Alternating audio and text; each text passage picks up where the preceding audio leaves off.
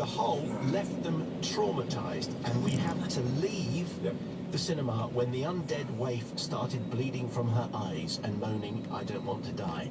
I don't think either of them has slept since, and cannot recall Ashley Tisdale suffering anything nearly as visceral in that rubbish attic film. This movie has more in common with The Ring or The Grudge than any kids' film I can think of. Definitely one for hardened teens. Then he concludes, and I'm cleaning this up. My son, says Keith, who never swears, well, not in front of the family anyway, was overheard telling his granny, "I was so scared I nearly pooped myself." A bit crude, I know, but funnier than anything Adam Sandler has ever said. Exactly. Imagine saying that to your granny. I know. Well, the funny thing about this is, firstly, the reference to Ringu is, of course, very sensible, because the apparition, the child apparition that you're talking about, does seem to me to have been filmed in reverse, which is the technique they use in The Ring for when Sadako comes out of the well. They film it back to, it looks like they're using the walking technique, and of course Joe Dante is very cinematic, would know all about that. The other thing is, I mean, I thought the stuff that was really creepy was the stuff with the clown doll, because I've got to think about clowns anyway, along with lifts. I mean, I've been so many, so little times. And my son, who's 9, really wants to go and see the whole, and I have to say, actually, no. Because I think it's too scary, and I'm glad that was it. What I did was we went instead to see The Exorcist. Thank you. No, Diary of a Wimpy, which unfortunately now is not in the top. But can I just say, was really good. Much better than I was expecting. He loves the book and the books, and he said it was really, really close to the books, and he really, really enjoyed it. But I had to draw the line and say, no, you know what? 9 is too young for the whole, and frankly, it may well be that 12 is too young for the whole. It is certainly, and we made this comparison before, you know, Vanishing as a 12 certificate movie would creep anyone out. The Whole is a scary film, and if you, I mean, because the stuff with the kid is scary, the stuff with the clown is scary, the stuff with the whole is scary. It's a horror film for 12 and upwards, I would say, but certainly take an under 12-year-old under advisement.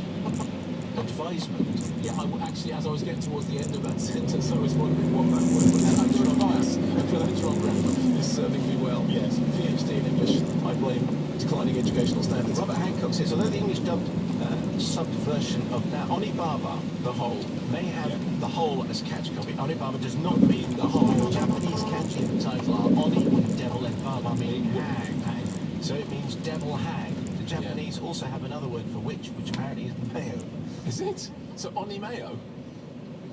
And several people tweeted this. Yes, Onibaba, the English title of that film is The Whole, Onibaba The Whole, but apparently, and I didn't know this, Onibaba does mean demonic hag. It does not mean whole, and I apologise to everybody for getting that wrong. And Dave Roberts in Suffolk says, I was interested to hear Mark recommend this obscure Japanese film on last week's programme as one of the scariest movies ever made. It really is. I took his advice and looked up Onibaba. I couldn't quite believe that anything made in black and white in 1964 was really going to do the job, but Dr. K is always right, is he not? So I went ahead and rented the DVD. I watched it last night, frankly, thought it was about as scary as a glass of milk. Maybe I misheard the title and rented the wrong movie. If not, can the good doctor please explain why a film featuring lots of long grass swaying in the wind and not much else is so good? If I could, honestly, if you don't know why long grass swaying in the wind with the demonic... Does that scare you as well, along with clowns and lifts? I am a walking barrel-o-phobias. Onibaba is, somebody else wrote in saying, it's not Onibaba, it's Onibaba. Onibaba would be a story about a demon elephant. One underreported problem here, we will get to news and sport very shortly, but because John Inverdale was late handing to us, it means that He had so much golf to report, all our preparation. We just shoved it on a bit, that's all right. Craig in Glasgow, last week's show spent a long time talking about grammar. My grammar is good, so I didn't find Mark's pedantry irritating. I wondered if Mark has strong views on manners. When I was brought up, in addition to good grammar, my mum taught me manners. An example of such manners is not eating with one's mouth full. Consequently, it really Eating with one's mouth full? That's what he says. Eating I think with one's mouth full? Speaking. But it's written eating. Consequently, it really annoys me when people eat with their mouths full. He keeps on saying, I have hung up on the phone on people who have phoned me and then proceeded to eat. During the clip of The Whole in 3D, the characters were eating and talking. This really grated